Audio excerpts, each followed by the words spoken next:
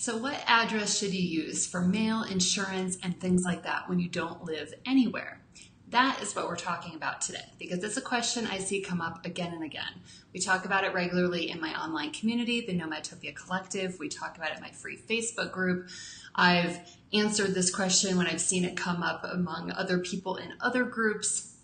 So this is a burning question for a lot of people who are location independent or digital nomads.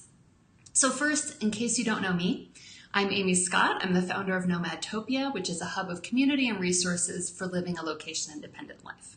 I've been location-independent since 2004, and here at Nomadtopia, I share what I've learned and what it takes to successfully live and work anywhere in the world. So if you're here live or watching the replay, I'd love to hear where you're chiming in from and say hello in the comments so I know that you're here and watching.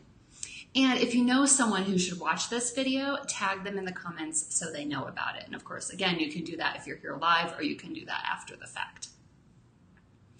So this question of what address to use as a nomad is a complicated one. And hang on, I just realized, as usual, I forgot to plug in my headset, which means I'm probably not getting the best audio. So this is something, it's complicated, and there's a lot of your individual situation, obviously. It depends where you're from, where you need an address, why you need an address, and lots of other factors. So I'm not going to get into offering like specific advice because everyone's situation is different and I don't know what yours is, but I'm going to share my take on this in a more general way. So if this is something you've dealt with, if you've had challenges around, but I don't live anywhere, what address should I use? I'd love to hear your experience and how you've handled it. So if you have any thoughts, share those in the comments. And then of course, also if you have questions now or as we go along, also I would love to hear them and answer them. So when it comes to this whole address thing, there are a couple important factors at play. I totally understand why a lot of digital nomads and other travelers say that they travel full time, they don't live anywhere, they're homeless by choice, they don't have a base, however they describe their situation. But in my experience, you'll be hard pressed to find a system or a bureaucrat who actually accepts this as like a real answer. And the situation is today, we're still kind of in the dark ages in a lot of these systems that virtually every service, bank, government, official institution of almost any stripe is going to ask you for an address. And they don't want to hear that you don't have one or that you're a nomad or it's complicated. They just want an address, right? They don't want to hear your life story. And some red flags might go up also if you say, oh, I don't have one. So the bottom line is you just have to have something to give them. The other piece to keep in mind also is that even though you might not have like a home with an address attached to it, there's the fact that no matter where you are, right this moment, you are physically located somewhere. And this is something that can make the whole address thing and some of the logistics easier, and sometimes it makes it more complicated. Most institutions will probably assume that your address is where you are located, or vice versa, that where you are located is the address you're giving them. For a lot of nomads, that's often not the case, which is usually fine, but it's something that we, again, need to get comfortable with and recognize that you might be giving someone an address that fits the situation, but isn't literally where you live or where you're located at this exact moment. So if you don't have a home base or, any kind of long-term address of your own, you might think that you literally don't have an address. But this is where I encourage you to really think outside the box, because you do have options. You have the address of where you're physically located in the moment. You might have the address of a friend or a family member who is staying in one place and could receive mail, or at least you can use their address. You might be able to use a PO box or another kind of mail service as an address. So there are options available, and it's just about finding the one that's right for you and the particular situation in which somebody is asking you for an address. So I'm curious, for those who are here live, if you have any, if you want to share your experience, what addresses you tend to use. I find that it depends on the particular situation. So, and then I have a couple tips that I'm going to share about how I kind of approach that when I know that someone's going to be asking me for an address or in the moment someone is asking me. So first, I consider the person asking, and I choose the most appropriate address accordingly. So who is this person, or this, person could also be like an institution, right? Like a bank. Why are they asking for an address? What are they going to do with that information?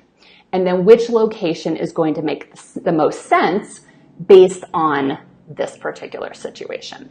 So for example, if you're applying for a bank account in a particular country, then obviously you need an address in that country.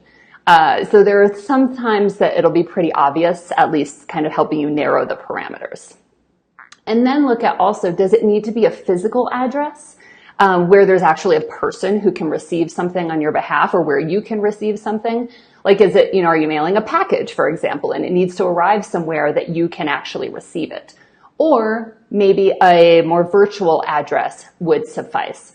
This could be something that, again, maybe it's a friend or family member's address. You're not actually going there anytime soon, but it's just like for official purposes. It's not like there's actually mail being sent out. And then think about also, do you have a paper trail to back up that address? A lot of times that is not an issue, but sometimes it can be, right? Like, for example, in the US, if you're applying for a driver's license, they'll often ask you for documentation to prove that that is actually your address, like utility bills or bank statements, what have you. So you should be looking at where you can get a driver's license that you have an address where you can actually provide that kind of information.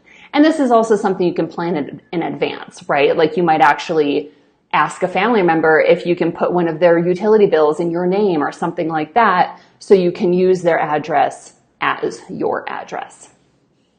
So these are just some of the things to consider. There are obviously a lot of factors that go into this, and it depends a lot on, again, where you are, who's asking for the address, why they're asking for the address. So definitely take some time to think about the big picture here, and not just think about, oh, I don't have an address.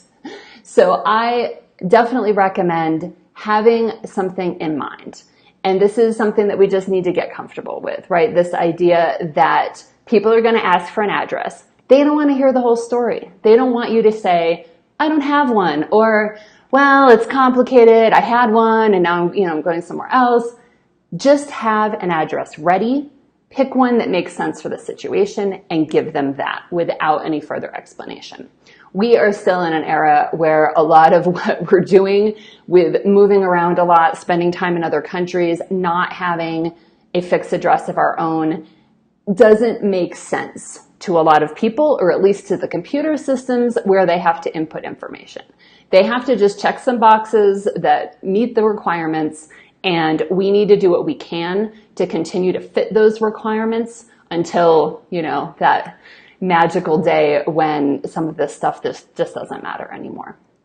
So I hope this has been helpful. If you're watching this replay later, I'd love to hear your experience with this. If you have any further questions, if you have things that you have found worked for you or you found did not work for you, we can start a conversation there. So I also have a couple resources to share. This is something that we actually talked about quite a bit, especially this idea of physically being somewhere and how that can affect even the way you pay taxes and the way you set up your business and all kinds of other facets. We talked about this on my podcast in an interview with a lawyer named Elizabeth Potts Weinstein. And that episode has actually just been re-released. You can access it today. You can just go to nomadtopia.com/141, or you can find it anywhere that you listen to podcasts. And this is something that we talk about all the time in all kinds of different permutations in our private membership community, the Nomadtopia Collective. I'd love to have you join us there if this and the other logistics around location-dependent life are something that you're looking for support and community around. And I think that's it for now. Thanks for tuning in, and I'll see you next time.